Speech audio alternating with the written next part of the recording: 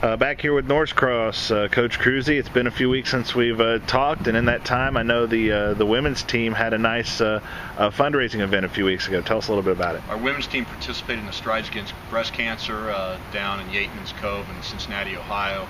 I kind of just gave them the idea a while back, and not only did they respond, but they responded with much greater fervor than I thought they were. They really made that event part of their own. They took it to heart, and ended up raising, at last count I heard we raised over $1,200.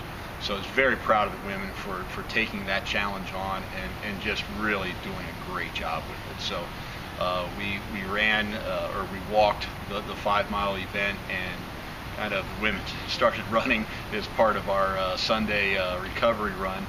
And they just did a really nice job with raising money and supporting those breast cancer survivors down at Cincinnati, and showing that we are all in this together. And speaking of the women, we're coming right off the conference race over in Evansville, and I know the women made a very good show of themselves out there. Women really bonded together well. They had a couple opportunities where they could have just shut down and said, well, it's not our day. But they didn't. You know, again, they banded together. This group is very, very close. We're young. We've got the same group back next year, and we look to add some more quality recruits to this team. But they refuse to let each other down, and they understand that as a team, they're going to accomplish much, much more than as an individual. Although that being said, Kayla Justice had a phenomenal weekend. She ran very well, achieved all conference. It's the second year in a row to do that, and our conference each year gets just a little bit tougher and a little bit tougher. Danielle Mercer also did a nice job. She finished 16th overall, but missed conference by less than a second. So she was upset about that. But again, they came together. They achieved a 4th place finish, which you know, we can live with that. We had one of our team drop out, and it was unfortunate. She's not injured. She'll be back for the regional meet, but it was just not her day. Her day is coming in a couple weeks. But again, as a team, we did a great job.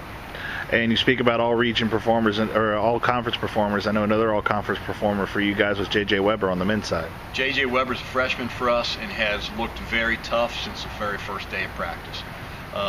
J.J. is yet to come into his own as a runner, and to see him run up there with All-Americans, beating a couple All-Americans, and just mixing it up with the best runners that our conference has to offer.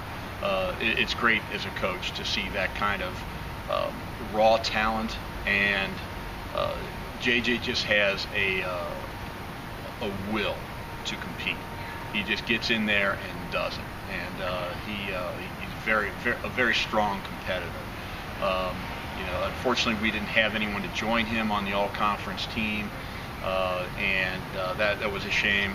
The guys ended up with a 7th place finish, which was honestly very disappointing for us. But we're looking to come back at the regional meet, rebound as a group, run as a team, and see what we can truly accomplish and establish what this team's legacy will be, because it certainly won't be a 7th place GLVC finish. We're better than that. And to wrap it up, I know going for the women from GLVC to conference, there's not a distance change, but for the men, there's a significant distance change, because you're talking about going from the 8K to the 10K. Talk about the difference in that distance and how that might affect the team going into the regional meet. You're right. The conference to the regional for the women is a 6K distance.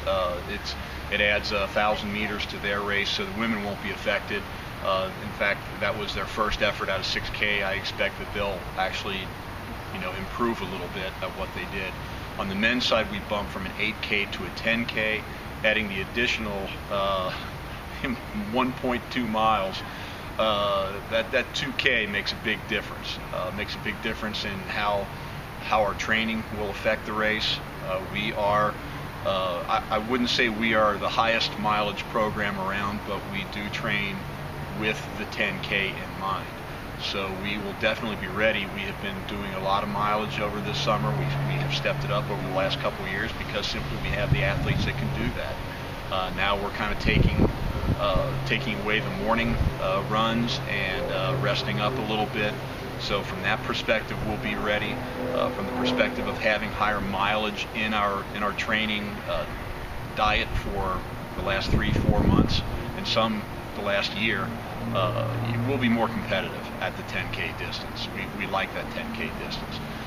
The course at Ferris State is a 2-loop 5K course, so you know it'll be challenging, but at the same time, you know, we're looking